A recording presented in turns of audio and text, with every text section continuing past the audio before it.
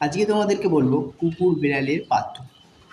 দেখবে আমরা যখন কোনো বিড়ালকে আদর করি, সে বিড়ালটা দেখবে আদরটাকে খায়, খুব ভালো করে আদরটা খায়। কারণ বিড়ালটা ভাবে আমি মহারানী, আমি দেখতে খুব সুন্দর, তাই জন্য আমাকে এ এই মানুষটা আমাকে আদর করছে। সেখানে তুমি একটা কুকুরকে যখন আদর করবে, দেখবে কুকুরটার লেজ নাড়াতে নাড়াতে আবার তোমার কাছে চলে এসছে, কিস করছে, গায়ে পড়ছে। কুকুরটা ভাবে যে এই মানুষটা খুব সুন্দর, তাই জন্য আমাকে সে আদর করছে। এবার তুমি ভাবো তুমি কে, বিড়াল না কুকুর?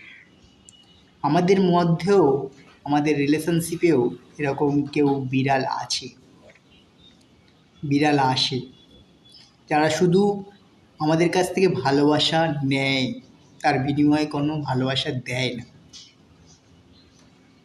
বলতে খারাপ লাগলেও আপনি ভেবে দেখবেন,